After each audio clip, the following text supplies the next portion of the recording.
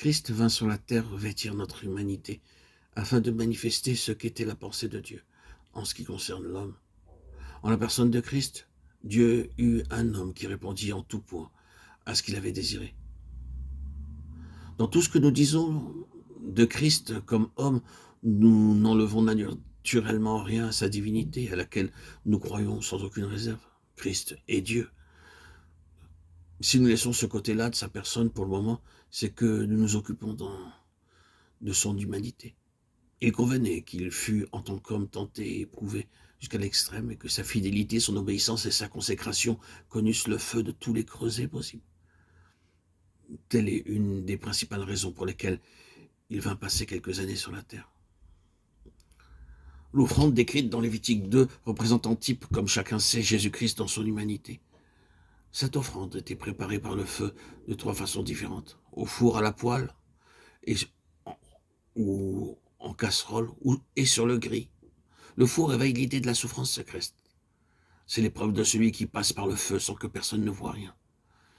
La seconde méthode fait penser aux souffrances qui ne se laissent voir que de quelques-uns, de ceux qui ont assez d'intérêt pour pencher sur elles un regard de sympathie. Le grill représente cette forme d'épreuve et de douleur qui, par sa nature même, se manifeste aux yeux de tous. C'est par tous ces chemins-là que le Seigneur Jésus a été amené à la perfection, par les souffrances, et tenté, comme nous en toutes choses, sans commettre de péché. Toutes les formes d'épreuves l'ont assailli. L'enfer lui-même s'est dressé devant lui, en la personne de son chef. Mais Satan épuise en vain toutes ses ressources pour faire chanceler la fidélité du Fils envers le Père. Et c'est là, dans le désert, un assaut de 40 jours. Si le diable lui laisse du répit après cela, ce n'est que pour un temps. Il est hors de doute que dans la suite, le Seigneur eut plus d'un engagement livré avec le prince de ce monde à propos de cette question de foi et d'obéissance.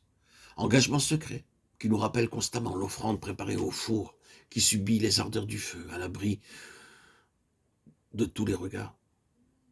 Puis, c'est le monde qui s'est rué contre lui, la religion organisée, tant juive que païenne, les parents, les amis, le jeu des circonstances sociales et professionnelles, le monde des affaires, l'assaille à l'envie, jusque dans le cercle étroit de son foyer terrestre.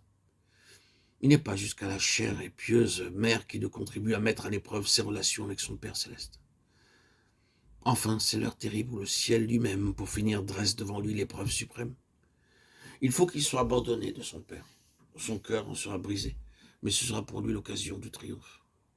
Et cet abandon complet ne lui a pas plutôt inspiré son cri de détresse qu'il peut s'écrier « Père, je remets mon esprit entre tes mains ». Si donc l'enfer, la terre et le ciel semblent s'être ligués pour le passer au crible, il est vainqueur dans chacun de ces domaines et sort triomphant de toutes les formes d'épreuves qu'il est appelé à subir. C'est ainsi que le capitaine, le chef de file de notre salut, a été par les souffrances amené à la perfection. Ceci dit, nous sommes à même de comprendre pourquoi c'est comme fils de l'homme que le Seigneur Jésus est dans le ciel.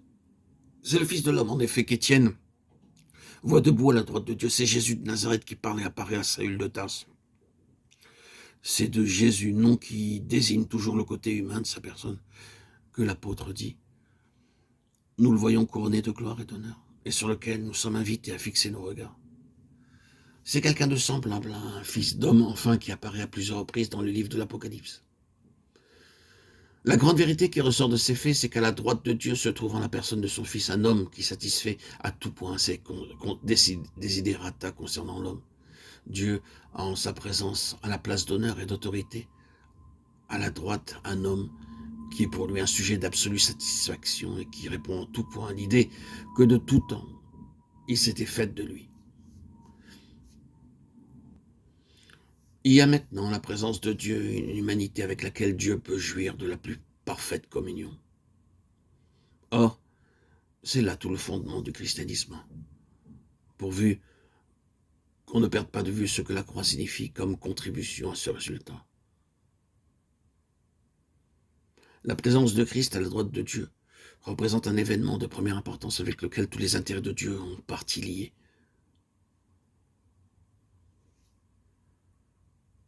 C'est un fait capital.